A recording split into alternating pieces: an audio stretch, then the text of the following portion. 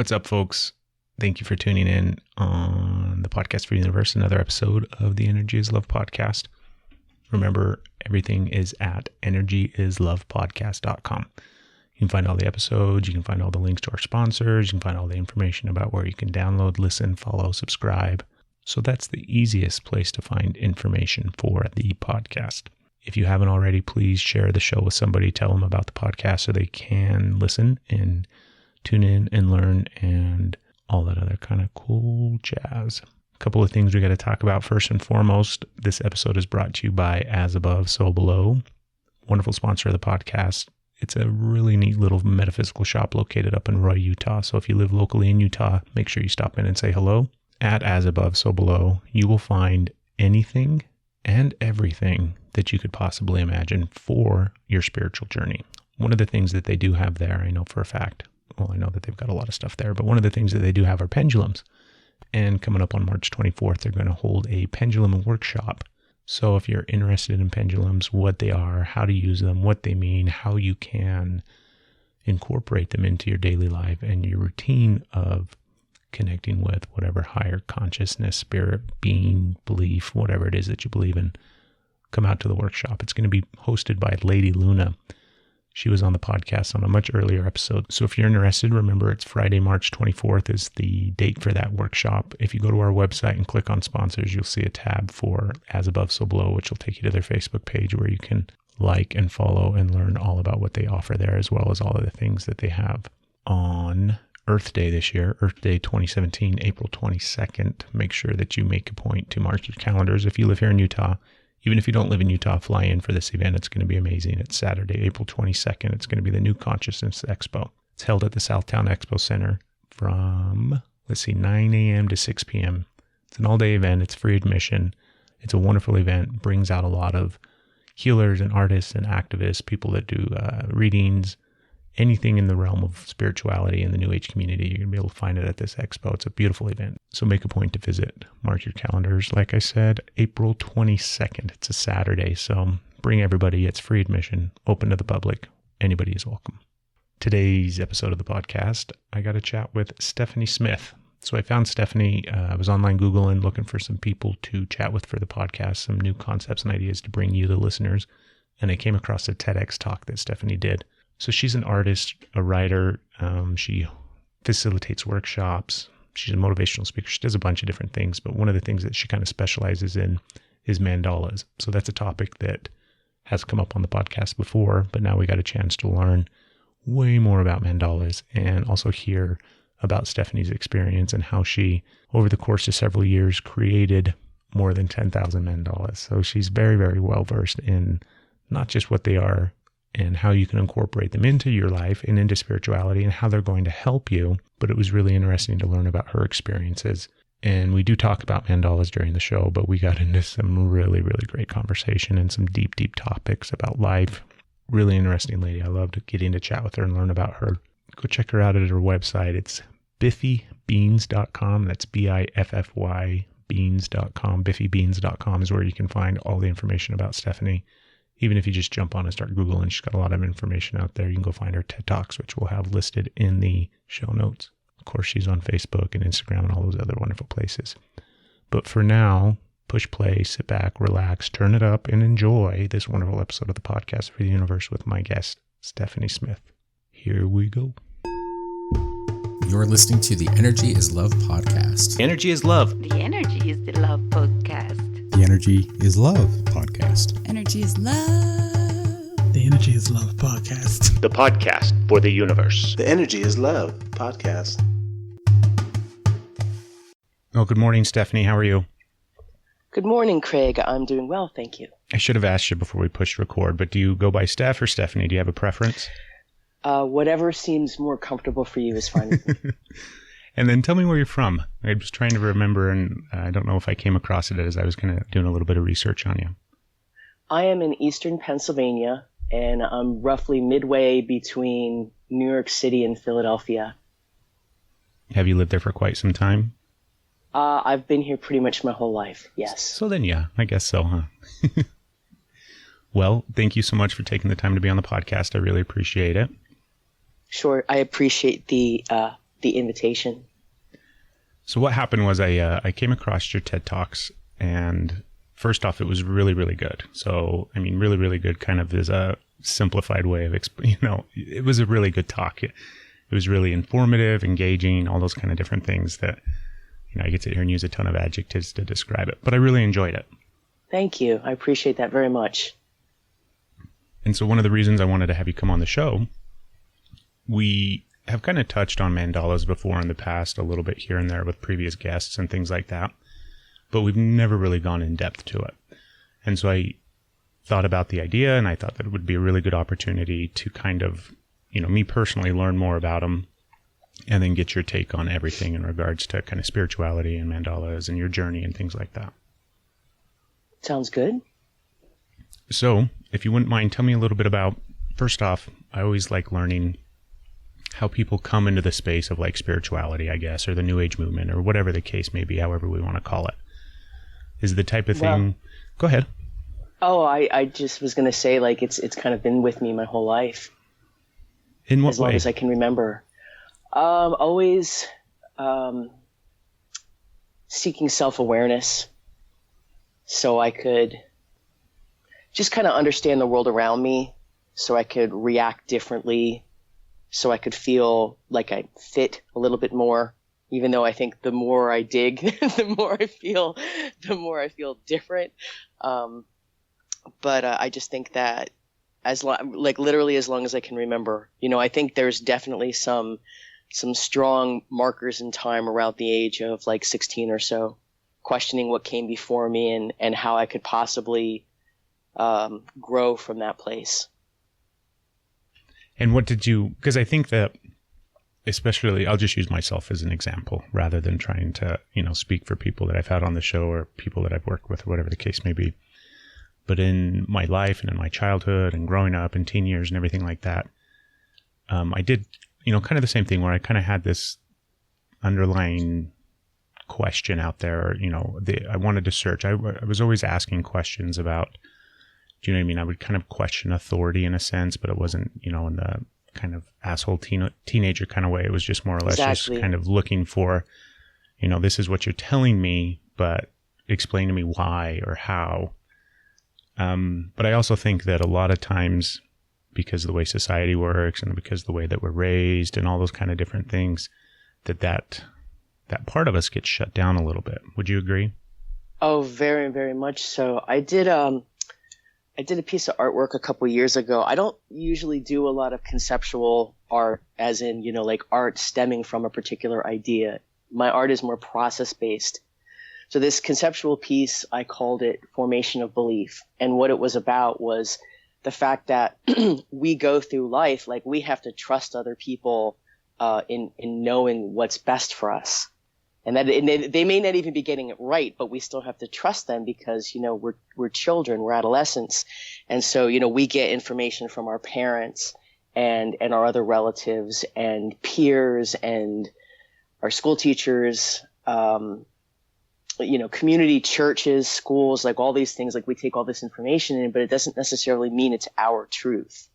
And so as we get older, we get to question those things, or I should say we begin to question those things. And as we become an adult, we get to choose whether or not, I am in alignment with this. I am not in alignment with that. I don't know where this came from, but it takes noticing that something is off, that something doesn't quite feel right, to begin kind of like, okay, well, if something's not right, what is it?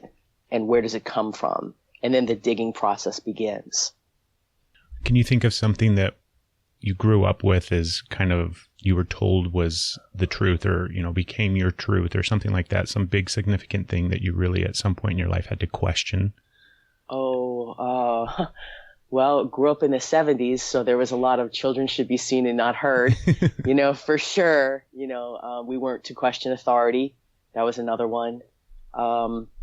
Again, growing up in the 70s, there was like this feeling of lack. Everybody was losing their jobs. I remember the gas line, like everybody waiting in line for gas. And so, there was kind of like maybe this pervasive feeling of there isn't enough. There's never going to be enough. And so that moves you forward in this kind of lack mentality. of like not, it's like the opposite of believing in abundance. And so those are some of the strong things that I've had to work on, believing that you'll always feel like there'll always be some way of working through whatever it is that you're going through. There'll always be a way through. It may not always be the best way or the happiest way or whatever, but until you actually leave the planet, like nothing that happens it's like there's just always going to be a way through it. I'm trying not to speak and minimize anyone's particular experiences, but I mean, the reality is unless you are leaving this existence, unless you die, you just keep moving forward in one way or another. So it's kind of that optimistic point of view on life, right? Regardless of whatever everything gets thrown at me or whatever situation I have to go through, there's always going to be, I can get through it. There's always going to be a way. Exactly. It doesn't mean that it's going to feel good. It's not going to mean that it's like, all rainbows and sunshine, but just that, we don't, for the most part, people don't, they don't stop living unless they choose to. They're still going to just keep putting one foot in front of the other. And I think that the way that you move through these difficult times or these challenging times or these challenging beliefs is by questioning and by being, doing the things that you can to be aware, to be present, to be present and not, isolate or detach or, become in some way shut down to what's going on around you. That's so hard though. I think back. Oh, yeah. Yeah. That's why we meditate and do yoga and draw mandalas. And, we do all this stuff because we're just trying to claim those few moments of sanity, and I truly believe, like, when I think about, some of the more active things I've done, in the pursuit of spiritual growth, from drumming and chanting and mandala making and yoga and meditation, like all these different kinds of things, they've all really started to come within like the last 9 years or so.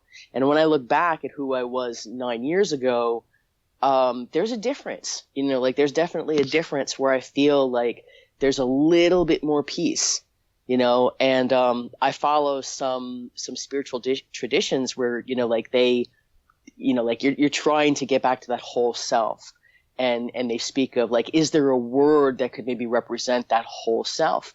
And mine is definitely peace, trying to find, a wholeness. Wholeness to me equals peace. And it doesn't mean it it would be great if we could have that all the time, but that's just, it doesn't seem like when we're in human form that that's potentially possible, whether it's a pebble in the shoe or, something much bigger in the world around us. There's always going to be something that's going to test our patience. And so, but when you bring in tools to be able to kind of live with those things in a different way, I don't want to say tolerate, I don't want to say ignore, but when you find a different way to kind of live in the world, then you get a little bit closer to that peace. Was there something like, what was one of the first kind of concepts or ideas, or you referenced like 9 years ago when you kind of, what was one of the first things that you kind of started to look into or absorb or take off in? Well, I started drumming, and I mean hand drumming, like African rhythms and trance rhythms and things that were more, for meditative purposes rather than, I've always been a drummer. I played drum kit for a while, but that wasn't really my thing. But to be able to sit and kind of just like shut the brain down with these rhythms was a really, really powerful thing for me. And my teacher at the time, who later became a really great, strong mentor for me, was using the drum as a tool, as a way to get you to be present. Like he was using the tool as a way to ground us and as a way to begin reflecting on all the different areas of our lives. And, like when you have time to be able to do that, that's when you can start, letting go of the things that no longer serve you. Like that's the thing, like I like to think of stories and metaphors. And, I used to have this pair of shoes in my closet.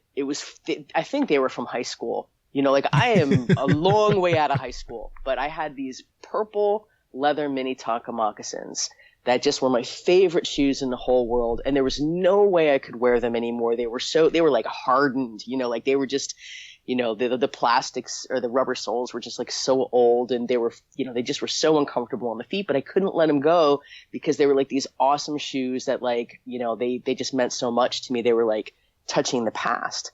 But it's like, like why hold on to something like that? Like why hold on to something you can no longer use that hurts your feet even? And it's like, that's kind of like, like life, like what things do we hold on to that are just no longer serving us? And so this person, this mentor, he had always wanted to achieve a particular goal. And once he achieved it, like he stayed there for a while and then he let go of it because it was no longer serving his highest good. And not many people will do that. Like they'll choose something and they'll stay there forever because they feel a sense of obligation. And I think we walk around with lots of that, obligations to our beliefs or to our family or to our religion or whatever. And we're not happy, because we're holding things that, we've maybe grown beyond. Yeah. I mean, it's super common. I think that, when you think about, because the way you described those shoes, it made me laugh because I have a pair of tennis shoes that I wore back in the day when I was in high school, and I still have them kicking around somewhere. See? Yep. And they were like my favorite shoes at the time, and now there's holes in the soles, and there's no way I could even wear them anymore. But we do hold on to so many different things, and I don't know why. I think that at times it serves a purpose and a reason. I have no idea why I still have those shoes somewhere in a box, but it makes me think the importance of, like you described, that mentor, right? The ability to achieve something, hold on to it for a short, brief time, but then also recognize when it's time to let it go and to move on.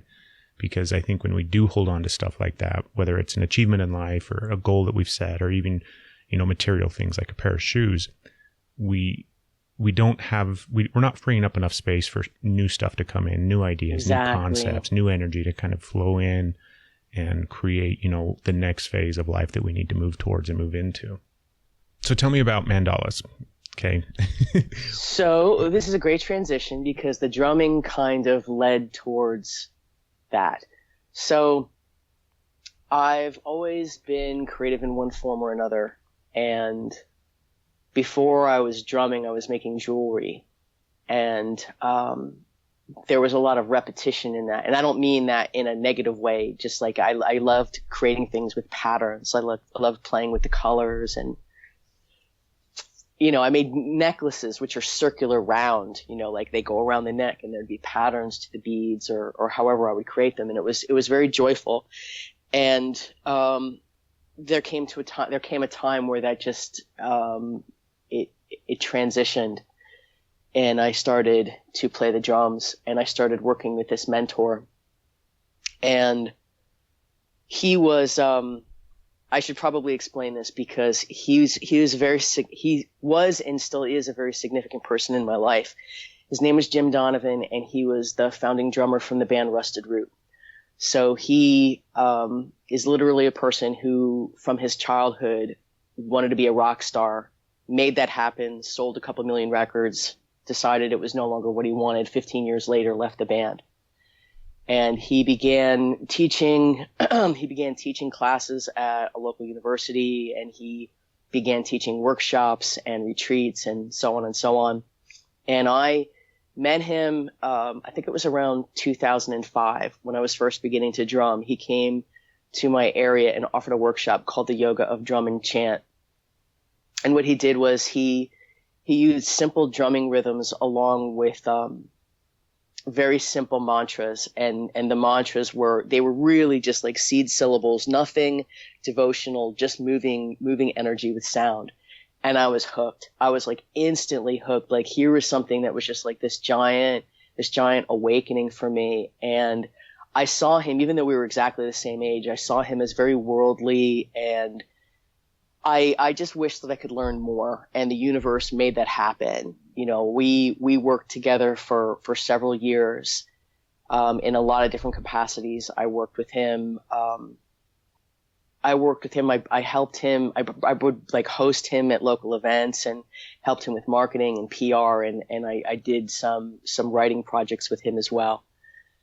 And to segue over to the mandala, and I want to ask you real quick. I'm Sure. sorry, I don't mean to interrupt you. So you talk about he had a workshop that you went to when you initially, came across him or whatever, and yoga drumming with mantras.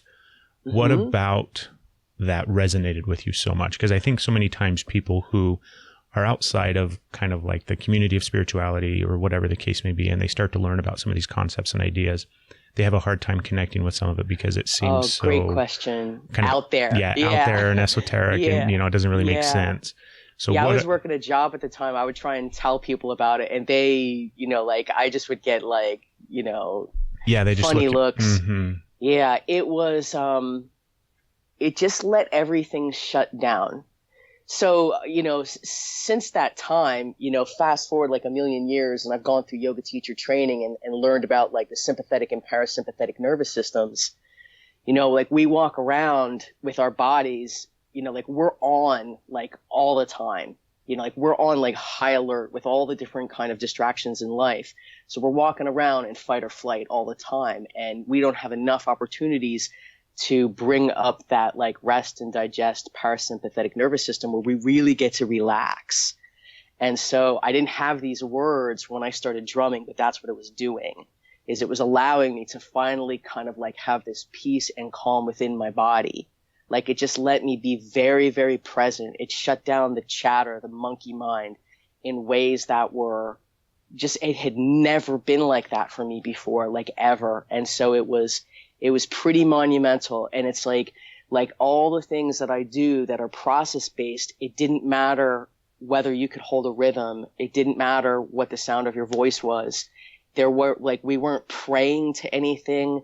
We weren't worshiping anything. We just were sitting there and we were moving sound. And it is a powerful experience. If you've ever gone to a concert or seen live music and stood near the speakers, and felt what music feels like in your body, it's like that. But it lets you kind of just shut everything down, and just be really, really like present in a way that I can't describe it any other way.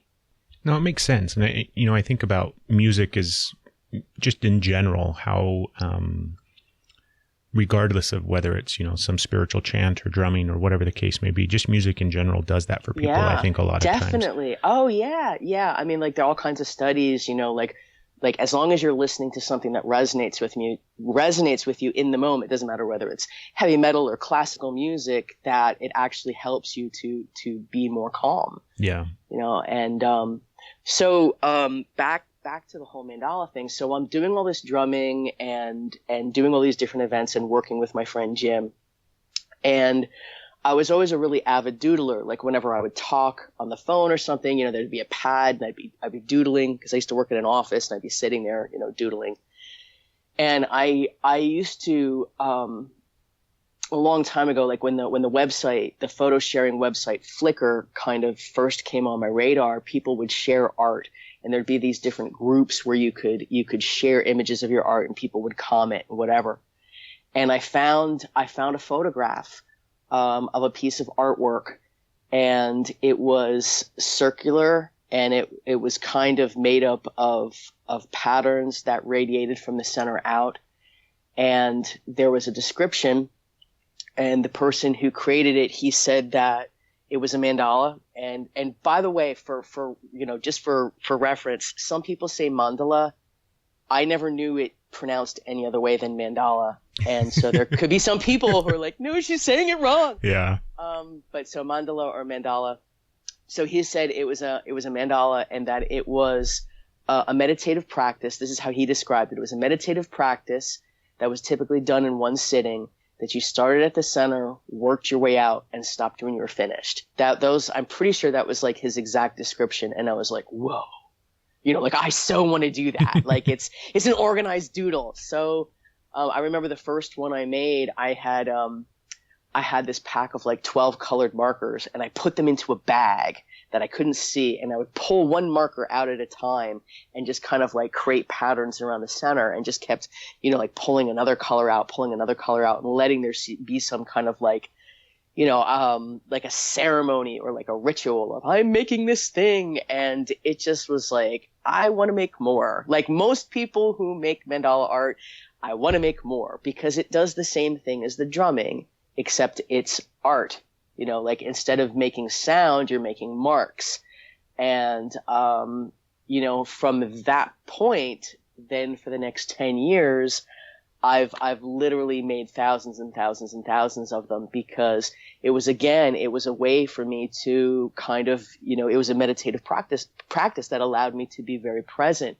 And circling back to my friend Jim, he knew that in my last job that I was a trainer, that I trained people. And he suggested that I begin teaching that process to other people, the mandala making process to other people. And I had never taught anything that wasn't, like someone else's material. And I was very hesitant. And then I challenged him because he just kept pushing and not pushing, but he was like, you should really think about this, really think about this. And I said, fine, give me a teaching spot at one of your upcoming retreats, knowing that he had a full schedule and a full staff and that it was never going to happen. And I couldn't even get it out of my mouth before he was like, done. And I was like, oh no, now I've got to bring it, So I began for the next 8 months to really study about the mandala and all its different forms, like how it's used, what it means. And that was in 2008. And I still teach that workshop. And so I have made a lot of mandala art, and I have studied, and I still only consider myself to really know just a little bit about its process, because there's lots of different ways to make them, lots of different meaning behind them. But it's been just such a huge part of my life, and that I've really enjoyed sharing with other people, because I speak of process-based art, and that to me means art without an end goal in mind. To be able to just sit and work on something without thinking that it has to look any specific way. I think that's so important, because we walk around life with so many expectations placed upon us. And whenever you have an opportunity to like do something that makes you feel good, then that's a great thing. When you do something where you're constantly like, is this right? Is this right? Is this right? It takes you out of that kind of, Zen-like, trance-like, thing that happens, that allows the body to, again, kind of like rest and relax that we so need. So prior to this time period where you kind of go off on that journey of, not just creating them, but learning about them and everything like that, would you consider yourself artistic?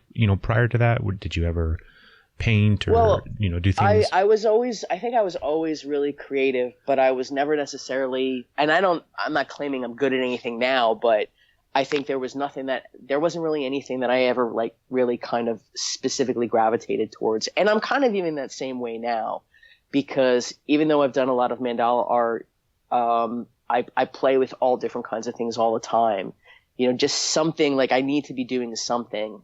There'll be blocks of time where, I'm writing, or I'm making music, or I am painting, or, like there's just always something. And I think I've always been that way, but it's definitely been ramped up over the last like 10 years for sure. So I think that a lot of people, when it comes to art, and whether it's in the form of a mandala or, do you know what I mean? They're going to create something, or they're going to go to like one of those paint nights or something like that, right?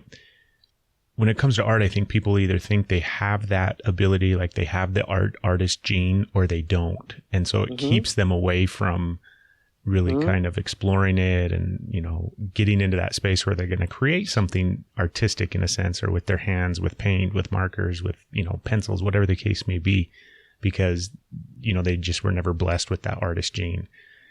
And I think that, it's a good parallel for life in general, where, you don't have to have that specific speciality to mean that you can't still step into that space and, benefit from it.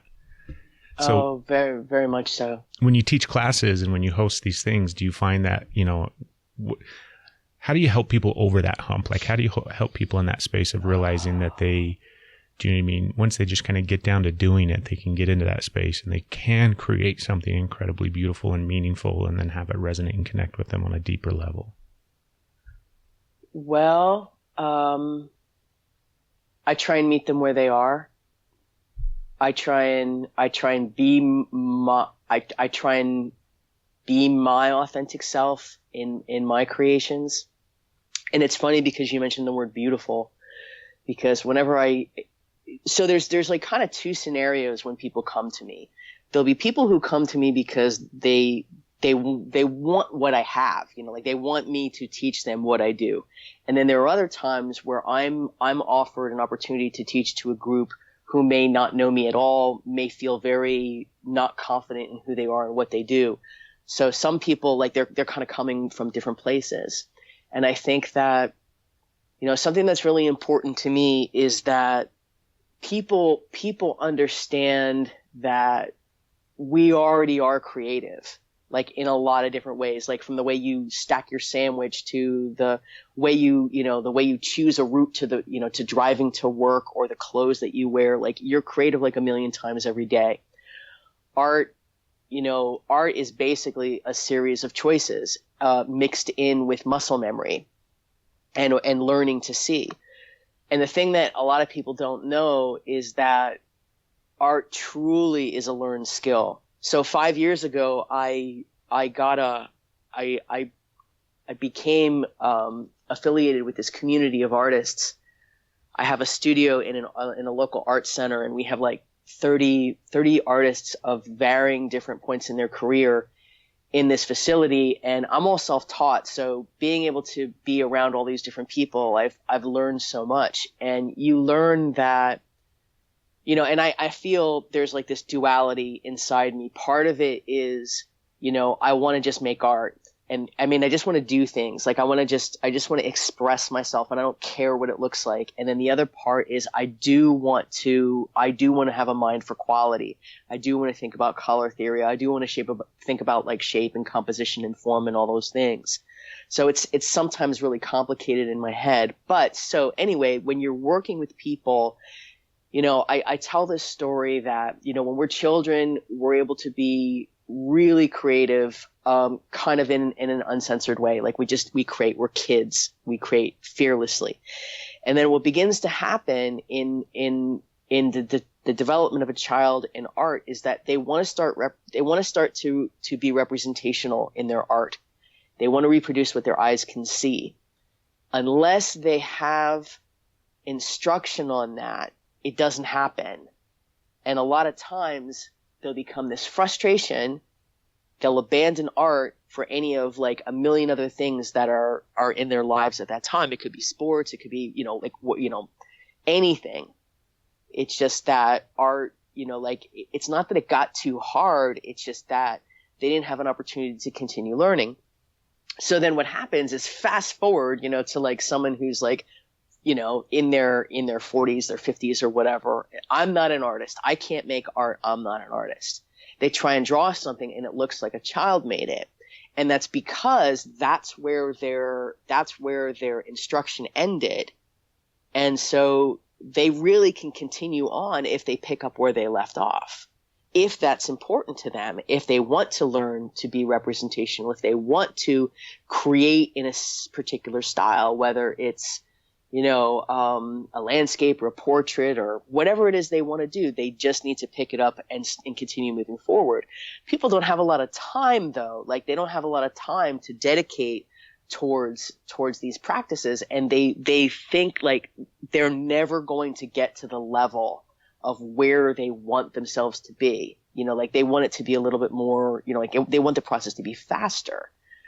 So, you have that, and then you have other people who could just really benefit from being creative and not judging the quality of their efforts.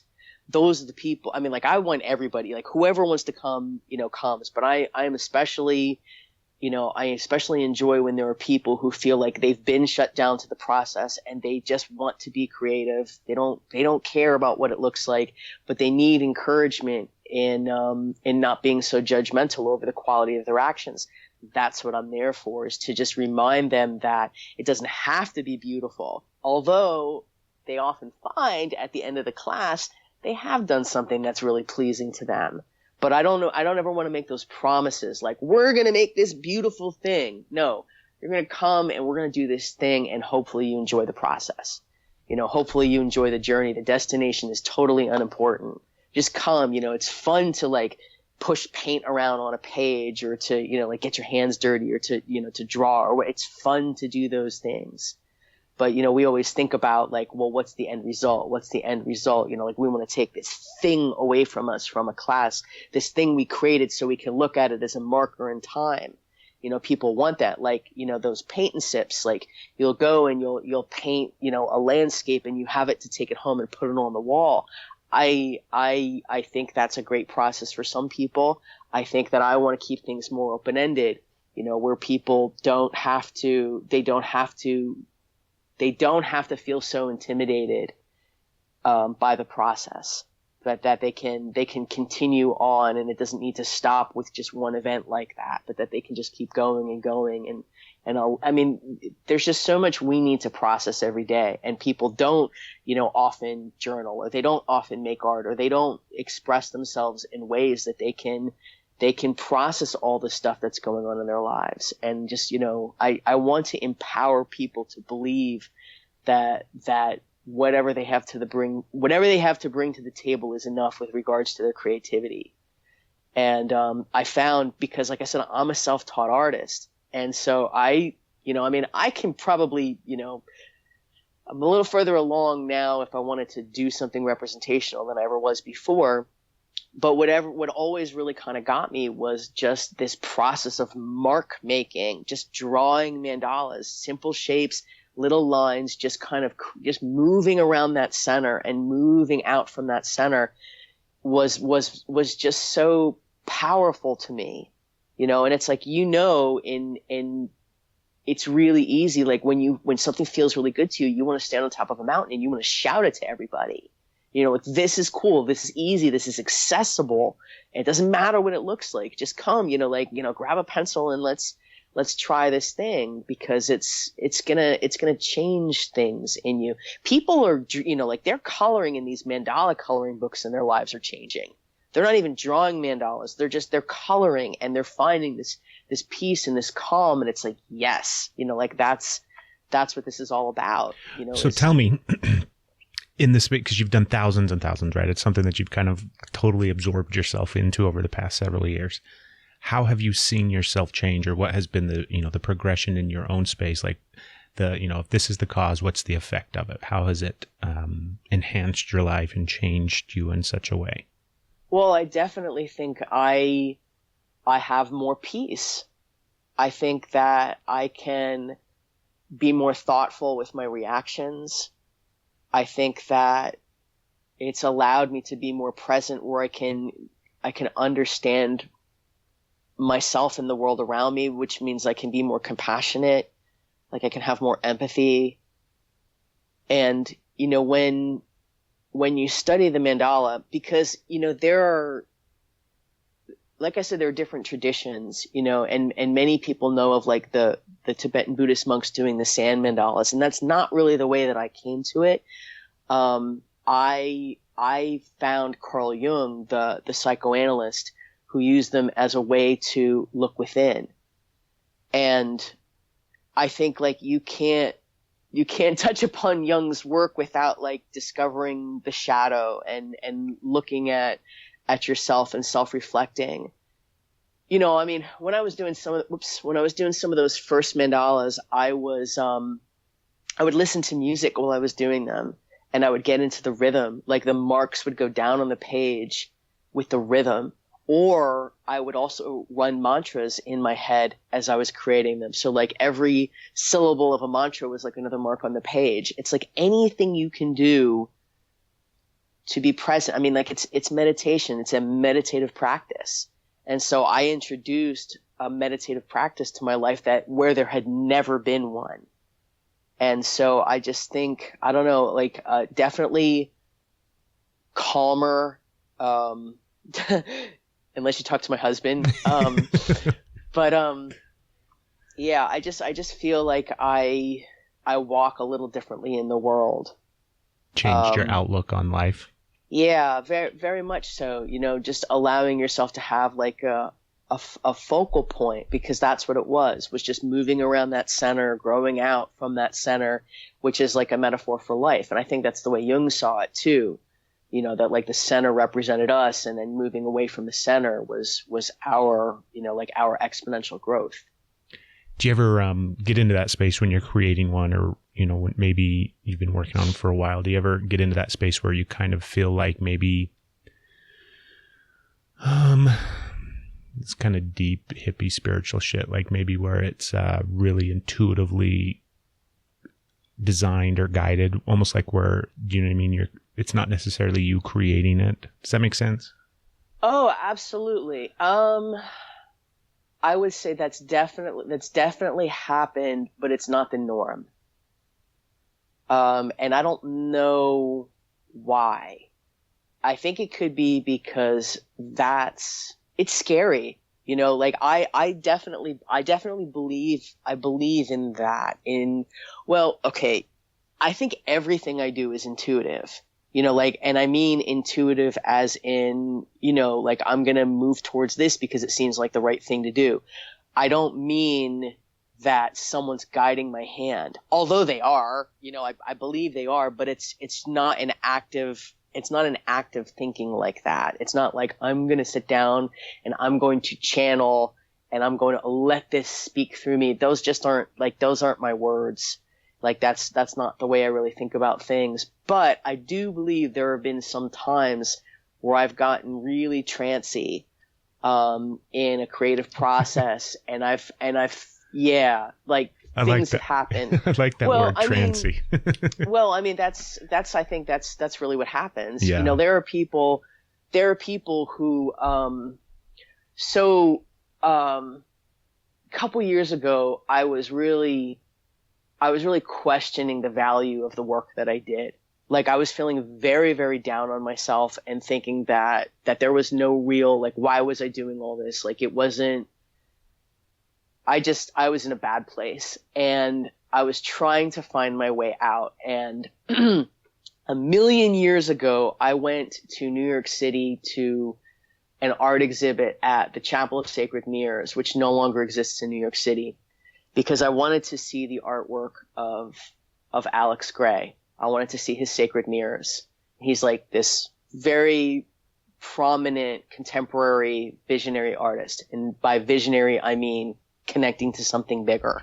And I remember going, I don't remember what year it was, probably around 2005-ish or whatever, but I remember going and seeing his art, and it just blew my mind to the point where I was like, I have no idea what I just saw, and I shut it down and packed it away forever.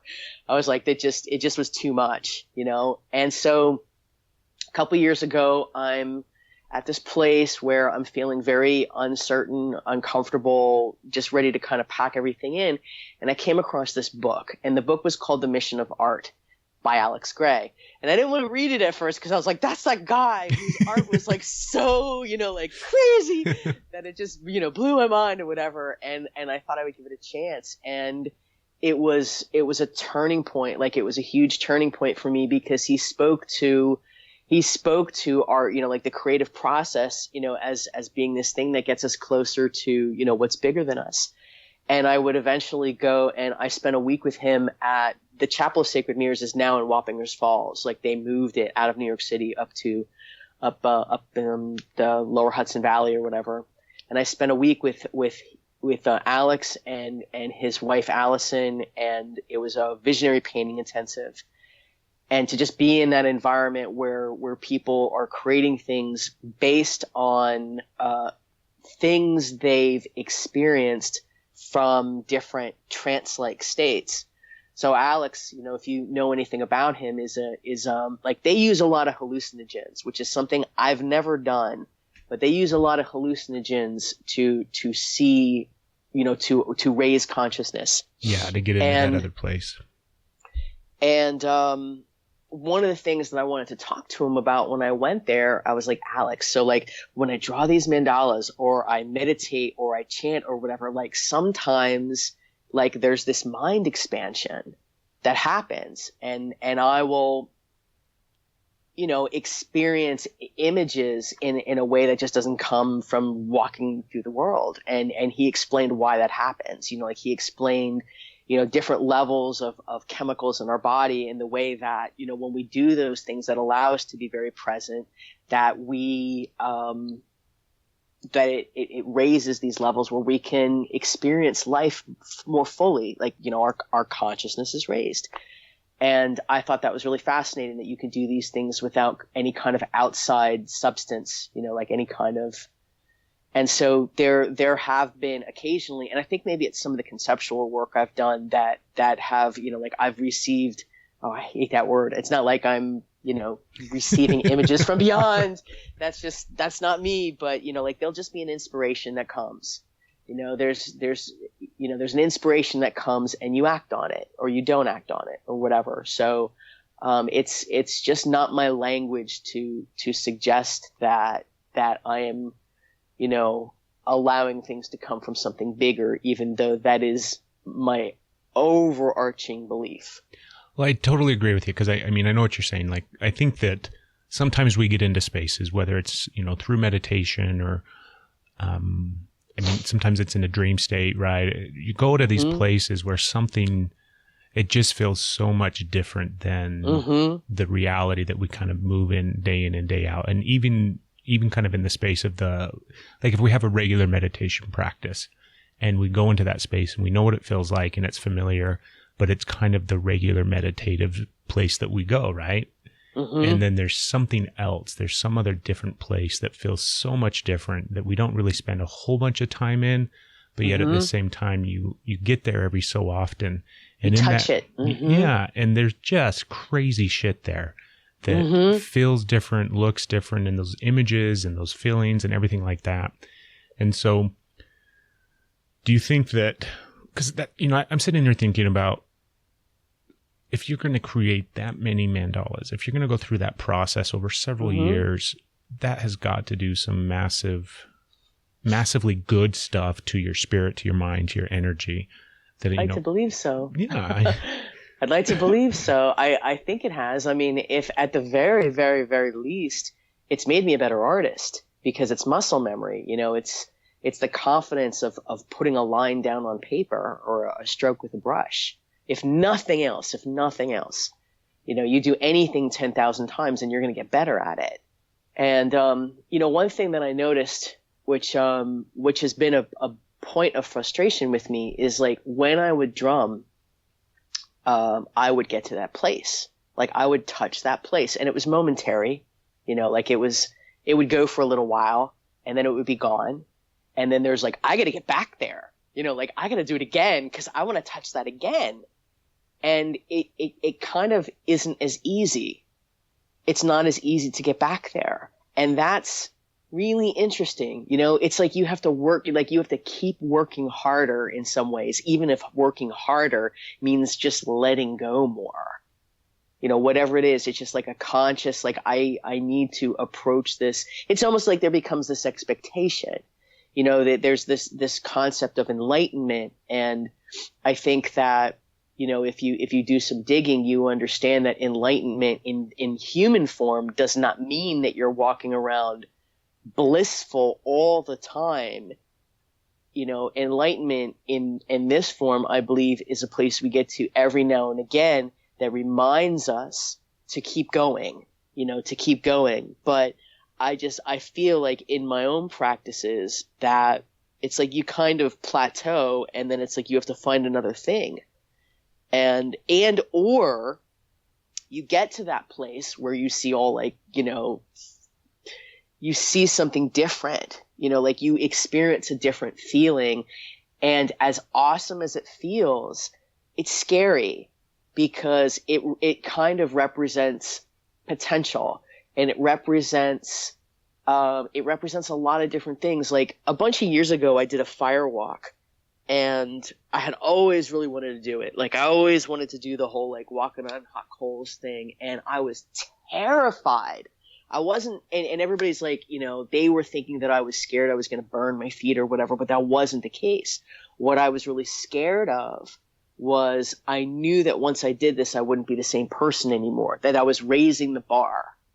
And that's a scary thing because, you know, people will fall out of your life, you know, because you're now in a different place. Like, you know, relationships change, maybe, you know, like all these different things in your life change. It's like I said, when my friend Jim invited me to teach a workshop, it's like I had to bring it. You know, it's like every time you do something for the sake of transformation, there becomes this, you know, like it just keeps raising the bar higher and higher. And it's like, now what? That's a huge amount of realization though, right? Because a lot of people, you know, just using the example of like the firewalk, they might look at it and just think that they have they're afraid and that they're scared just over the simple physical act of it. But that realization that it's going to change you, you're going to be a different person after the fact, and the repercussion of that and the fear of kind of the unknown, right? That's huge realization on your part. Yeah. Yeah. It's and you know, I think sometimes if people knew it, they wouldn't do it. You know, and you spoke, you know, you mentioned that you came to me through the TED Talk, through the TEDx talk. Mm-hmm. And the funny thing is I approached that whole opportunity very different than I've ever approached anything else before. Because I'm like all about manifestation and creative visualization and seeing yourself on the other side. Because that was one of the things they taught us at the Firewalk. Was if you want to walk over these hot coals, the first thing you do is you envision yourself on the other side. That's how you're able to move forward. So that became like this huge aspect in my life. It's like, you know, you want a new job. Okay. So envision every aspect of this new job, like what you're going to wear and what you're going to pack for your lunch and how you're going to drive there and like all these things. And then you get a job, you know, and you know, I think that process is a very powerful one to help people get them in the mind of being open and receiving to things that could happen. But, you know, the TEDx process was really strange for me because it was something I wanted to do. I put it on a manifestation list 5 years ago. I was like, I have my own TED video because I had seen one by Anthony Robbins, who I love. And I was really inspired. I was like, I want to do this process. Like, this is really cool. Like, sharing a single idea in front of a bunch of people is powerful. Like, I want to do that. And then I completely forgot about it, you know? And then it came on my radar 2 years ago at the exact same time I was about to start yoga teacher training. And it was a summer intensive training. And I was like, can I do both these things at the same time? And I was like, I think that would probably be crazy, which it would have been. So I said, I'll get it next year, you know? So last year, I found that TEDx Lehigh River was looking for participants, and I submitted basically on the very last day that I could submit. And I received a call a couple days later, or an email that invited me to come as one of the final candidates, or I forget what they called it. And I did not time travel through that entire process. I never said, okay, well, when I'm on the stage, I will think this, or when I'm done, I will think that, so I could get myself to the other side. I allowed myself to be very present through the entire practice. You know, if I was scared, I was scared. I didn't say, okay, well, you know, you feel this way now, but if you see yourself on the other side, I just didn't do that for that process. You know what? Once that process was over, it was really powerful, and I've never done anything of that magnitude. And I kind of came out of it like, now what do I do? You know, like what do I do now? And I think that, you know, if people really thought about the potential of the bar raising and the potential for growth, people just like, they'd never do stuff, you know, like they would never do stuff. Like if I had to think about what I would be, if I would have known how I would be feeling after that process, I don't know that I would have done it, because I've been feeling very lost and very detached. And I mean, I know because of all the different things I've done in life that this is just a transitional phase into whatever's supposed to come next, but that doesn't mean it feels great while you're in it. Yeah. So did you have awareness? yeah. Because you just described like doing something completely different than you normally would. Like normally you would visualize and see yourself in the whole process of this and this and see yourself on the other side. But for the TED thing, you just went through it step by step and really stayed in the space of wherever you were at. Did you do that consciously, or was that just kind of happening? Or I think it was kind of a combination. It just was so strange. It was just like, this is just the way this is going to be. Like, I didn't question it. I didn't poke at it or prod it. You know, like when we were going through, you know, there were 8 of us chosen initially, and we never knew if we were actually going to be speaking. Like, we didn't know for a really long time until, you know, like where they were actually like, yes, you're going to be speaking, you know, because there's this, you know, there's so much work that goes into it. I can't even begin to tell you how much work goes into it, because it's a single idea. And to speak to that, like you can't have tangents, you know, like you have to be very specific with your talk. And to get to that place, you know, with the writing and the rewriting and the writing and the rewriting, and to the really knowing of the material so you can get on the stage is challenging, and it may not be for everyone. And so they bring a series of people on board and see how they go through that process. And, you know, the not knowing, like when I was in the space of not knowing whether I was going to be speaking, I just consciously stayed in this place of, you know what, I don't know if I'm going to be speaking, and I'm not going to stand here and I'm not going to pretend to see myself on the carpet, you know, like on the red rug, because it just seems like that would take me away from this moment. And that moment of angst, of frustration, of whatever, somehow felt really important. You know, like, I don't know. It just was really different in how I typically do things. And like, I still really believe in the power of creative visualization. Like, I really, truly do. But I think I don't know, like. Has it changed how you kind of move through life now and how you approach things now? You know, I still think it's too close. Like, it's only been like 6 months or so, and I feel like it's been too close. But I feel to a certain degree, you know, there are some people who'll be like, you know, I'm taking a vacation in 3 weeks. I can't wait. And then it's like, oh, it's 20 days. I'm taking my vacation. Oh, it's 15 days. And it's like they're time traveling. They're not allowing themselves to be in the moment. They're looking ahead to something. And I feel like I'm starting to feel like in some small way that some aspects of creative visualization might have you time traveling. Like, I'm still kind of working on that. Well, because you bring up so many different things as you're sitting here describing it, right? I'm thinking about, because the way you describe that whole process of really, you know, I don't know if this is going to happen. I don't know if I'm going to be one of the people that is chosen. So I have to separate myself from that process because I just don't know. So I'm going to stay in the moment. Like, that's huge. That's, you know, when you talk about mindfulness and being present and living just right now, because the reality is that dynamic of you not knowing whether or not you're going to get the opportunity to go on stage. So you're not going to invest time and energy in visualizing that because it may or may not happen. That's, I think you can expand that outwards in regards to life, right? The fact is we don't know what's going to happen. So if we can stay in the space of just being present in the moment, because the reality is I don't know what's going to happen tomorrow. I've got a big list of things that I have to do tomorrow. I've got a plan for tomorrow. I don't really know if tomorrow's going to come. It's true. It's true. Or an opportunity or whatever. I've got something else going on in my life right now where it's like, okay, well, I've invested my part into it and I just don't really know what's going to happen. And I don't know. Like, I'm actually questioning, like, all right, so something happened during the TEDx process that had never happened to me before in my life. And that was, I am, to say that I'm an overachiever would be an understatement. To say that I'm a perfectionist would be an understatement. I'm just never enough. Like, I walk around all the time telling people you are enough, you are enough, you are enough. And I struggle with it myself. You know, like, I'm always striving, always trying to achieve. So when I did the TED process and I allowed myself, the TEDx process, there's a difference. And I just want to be specific that I was not on the the actual TED stage, but a local independent TEDx event. And what was really different for me in this process is that, I always think I'm never enough. There's always something else I could have done.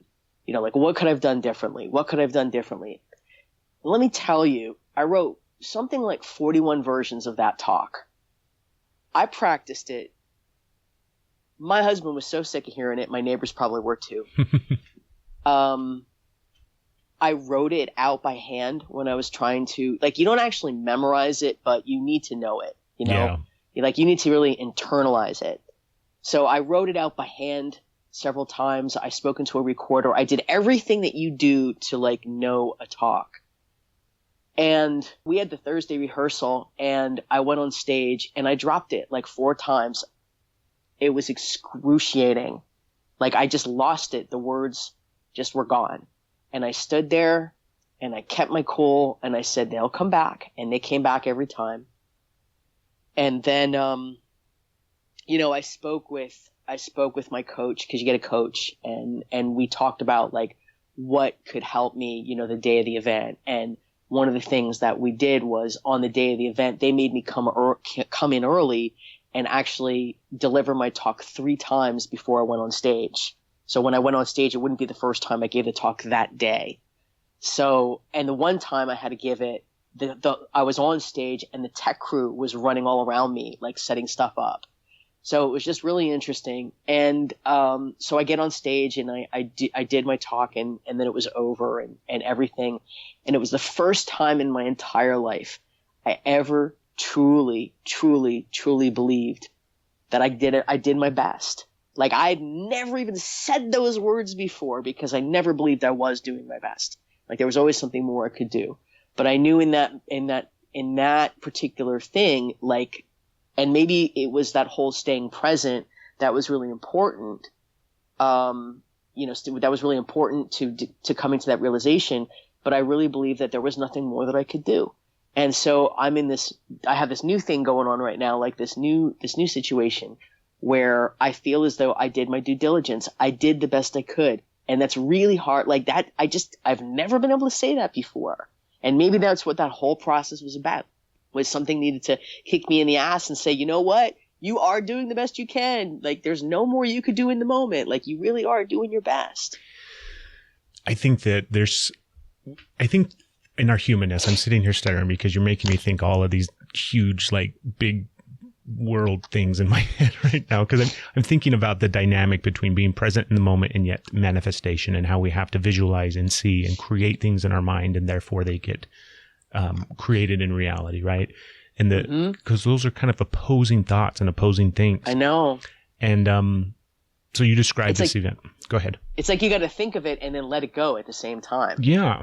And I'm a huge proponent of, living in the moment and being here present right now, in the now, because I don't believe in time in the linear fashion that we think of it. And for me, it's like there's not a present, or there's not a future, there's not a past, there's just a present. So it's really important to stay right here in the now. But I do the same thing where I visualize and I create tons of stuff, right? And I believe in that process. And so I'm sitting here thinking about, like you said, you said that was possibly one of the reasons behind you doing the TEDx talk, was it gave you that awareness that you did do your best, that this was the first time in your life that you could really say, okay, I'm happy and content with what I just put out. I can see, that was enough. I don't know about happy and content, but I mean, it still was, at least, it was, I couldn't do anything different. But there's a peace in that, right? You walk away with just a very calming sense of, like, yes, it's done, it's over with. I'm at peace with what just took place, and I feel good about it, yes. even though. Yes. And yes. I think that, because I think there's... And I was happy about it, by the way. But... Well, it was a good talk. You did a wonderful job. Oh, thank you. I think we always try to minimize things in life as humans, right? I think we always try to put it in a box and explain, I'm going to give you something and you're going to understand that thing on one level, because that's how we can compartmentalize and understand the ginormous vastness of the universe. But because the universe is so vast, I think there's so many multiple explanations and reasons behind things. So maybe mindfulness is important in order to seek joy and happiness and peace in life and to find contentment and be a deeply spiritual person. You have to live in the now. However, we're really multidimensional beings and the universe is really vast and dynamic. So we have to also create things in our mind, and we also have to visualize, and we also have to manifest in that way, shape, or form. But all of those things lead us to that place of happiness and joy and peace within ourselves. So it's not a matter of, I have to move forward in life in a different way, shape, or form, because, if I'm just sitting around manifesting all the time and creating things in my head, then I'm not really living in the moment. No, you're not. And if I'm just living in the moment, then I'm, in some sense of the word, not really living to my fullest potential, because I'm not allowing my imagination to go and create and to bring forth all this abundance and all this other kind of shit. I think we have to do all of it. Yeah. That's exactly right. Because, like one of the things that I'm always questioning is, what am I supposed to be doing? What am I supposed to be doing? And I mean, like, should I be teaching more? Should I be making more art? Like, what exactly am I supposed to be doing? And I think that,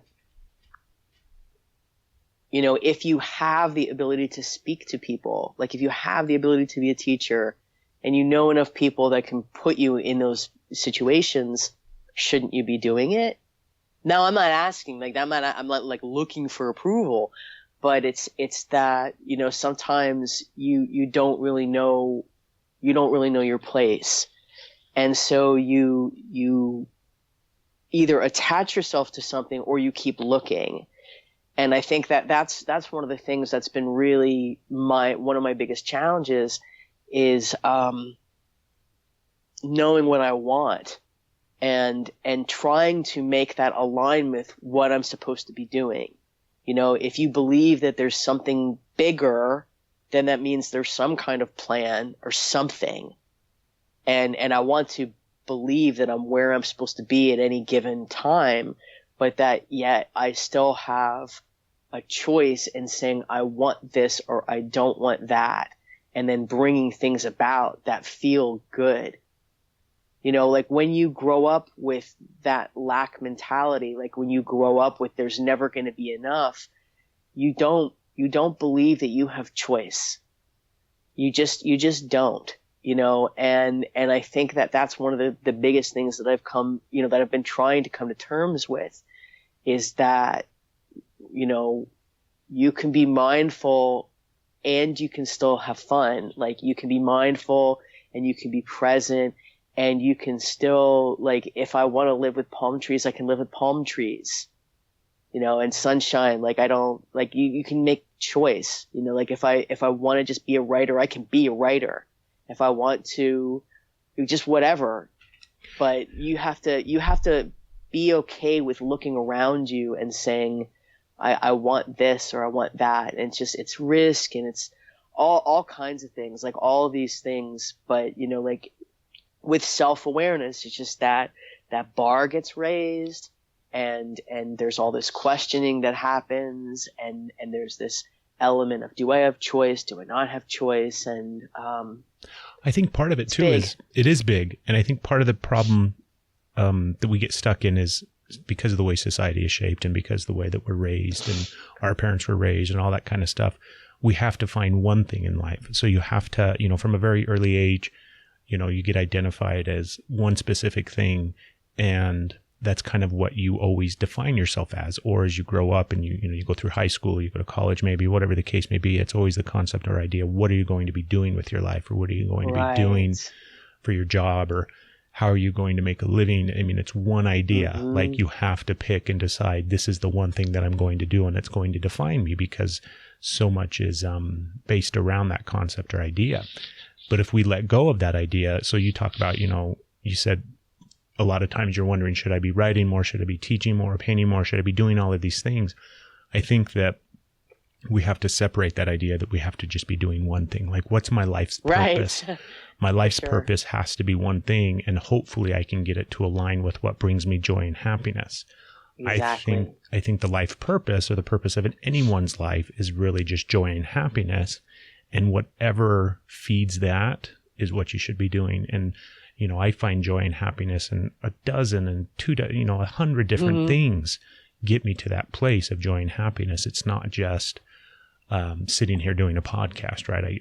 I find joy and happiness in that. I like to meet new people, and I get the opportunity to, speak with cool people like you and learn about them.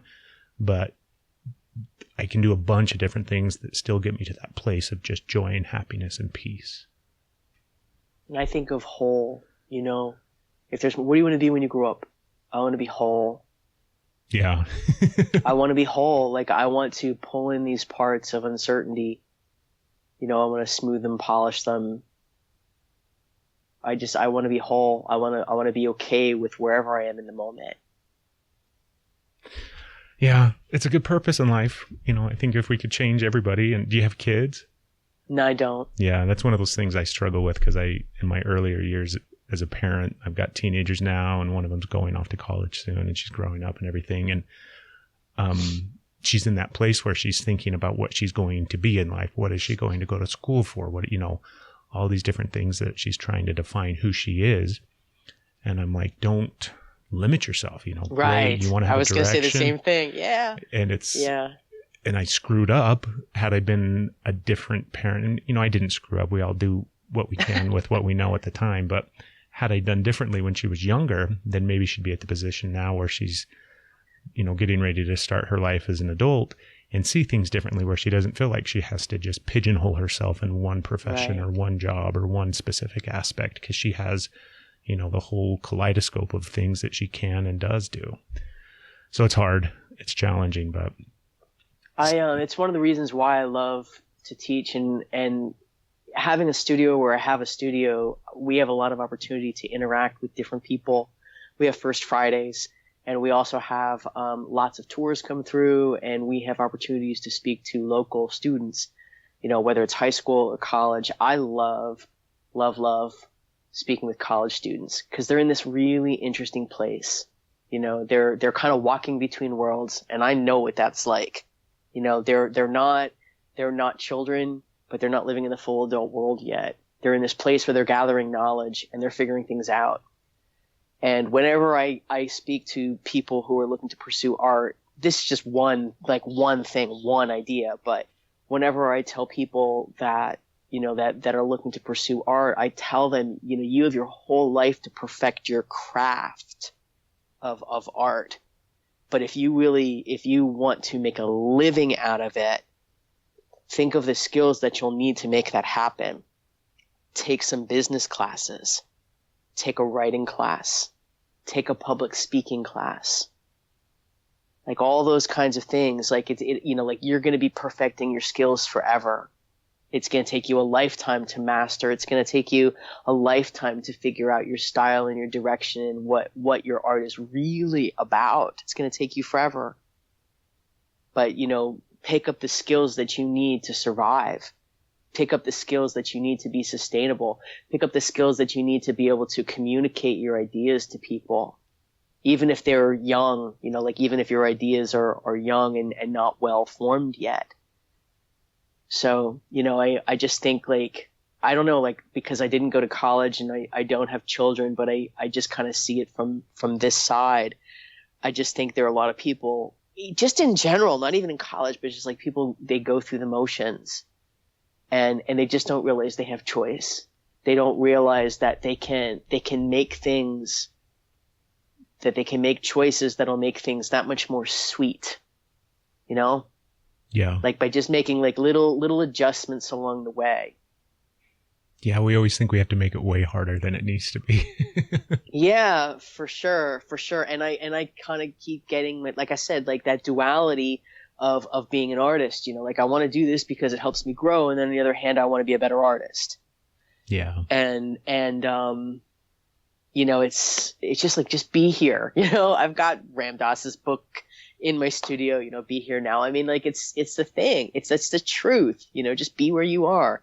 My friend Jim Donovan, he said this beautiful thing, be where you are and move from there. And it's the truth. It's the truth. Just be wherever you are in that moment and then see where it leads. But it's just, I'm always, I'm always thinking about what I'm supposed to be doing. And I think it takes me away from the present a lot. Yeah. And I think that, what's really interesting about having made all these mandalas is that I kind of feel like I don't know if this is true or not, but it feels like that in this moment that I kind of feel like that process has perhaps maybe run its course. I mean, I'm still making them, but they feel different. Like the whole process feels different. It's kind of like I'm on the other side. Like I've gone to the top, and now I'm coming and I'm, going down the roller coaster, and I'm waiting to go up to the next thing again. It's so fascinating. I'm so glad that, I wanted to talk to you about mandalas, and I'm sure we touched on it a little bit. We got into so much better stuff, and it was so wonderful, Stephanie, getting to chat with you. I'm glad that it's been useful. There's so much that people can learn from them.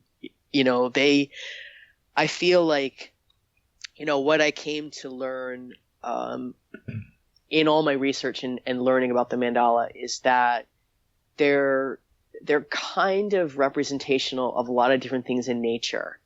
Like the designs and the patterns come from nature, and they even come from like the cells in our body look, they have this radial symmetry to them. And when you kind of see that, like when you start to realize that they're everywhere, it's not just, that the word means whole, the word means circle, sacred circle, whatever translation you want to go with. It's Sanskrit, it's an ancient word. But when you realize that it's not just mandalas, it's all these other forms of sacred circular art all over the world. Every time I look at a culture, I find another form of sacred circular art. I don't think that's a coincidence. Every culture has some, from like hex signs, Pennsylvania Dutch hex signs to, there's a country in South America, they fly these giant mandala shaped round kites to celebrate the Day of the Dead. Everywhere I look, there's a sacred form of circular art. And you look at it in nature, and they're everywhere. And they're the very cells in our body. How can that not point to something bigger than us? Like, how can that not point to there being something bigger than us when you see this thing connected in so many different ways? And when all the coloring books started coming out, because there's like 1 billion, adult coloring books, like I thought to myself, like, that is so amazing. Like people who would never draw are still using this form. They're still using it as a way to relax. And again, going back to that, like we need that in order to kind of clear the thoughts and think more clearly about things, to move forward. But I encourage anyone who's interested in the mandala in any way to just to do a little digging in the way that makes sense for them. I see it as a really big, powerful tool for personal growth. For me, is always about the creation. I never cared so much about what I had after I was done. And I literally just for like the 4th or 5th time just destroyed a bunch of them. I ripped them up, and usually I kind of just dispose of them. But this time I decided to hold on to some and see what I could make out of these pieces. But I think that, like with the Tibetan Buddhist monks who create the sand mandalas, like they do it as a way to raise consciousness and heal humanity. And once they've done this painstaking process of putting these individual grains of sand down and into these like complex geometric patterns, which kind of represent the universe, and they smoosh the whole thing together and then dump the sand into a local body of water to show impermanence. And, I've been on this kick of letting go in big ways. I recently destroyed 20 years worth of my personal journals. I shredded them, but that wasn't enough. I turned them into paper pulp, and I made new paper out of them, and then I made new art out of them. So it's just like this whole, like you've got to like let this stuff go so you can move forward. You've got to let go of the purple Minnetonka leather moccasins in the closet so you can keep moving forward. Yeah. And I know now, like I'm in this place of something's coming, but I don't know what it is. I don't know what it looks like, and it's scary because like you think about like what are you supposed to be doing to prepare? And in reality, it's just, hey man, just be here now, Yeah. Just be where you are, be okay with that. And as a good friend of mine says, more will be revealed. All true stuff. Thank you so much. You're welcome. What's the best way for people to get a hold of you, find your stuff if they want to? Oh gosh, I have a website with a silly name, biffybeans.com, and I'm Biffy Beans like on a lot of different social networks, Twitter, Instagram, Stephanie Biffy Beans Smith. I've got Stephanie Smith Mandala art on Facebook. They can look up Stephanie Smith Mandala, and those 3 search words will get people to me. But yeah, it's been a joy. Thank you for the deep conversation. That's the way I like it. Yeah, me too, man. I appreciate it. And everybody go out and have a beautiful, beautiful, wonderful day. Enlightenment in human form does not mean that you're walking around blissful all the time. Art is basically a series of choices mixed in with muscle memory. You can be mindful and you can still have fun. Wholeness to me equals peace. I want to empower people to believe that whatever they have to bring to the table is enough with regards to their creativity.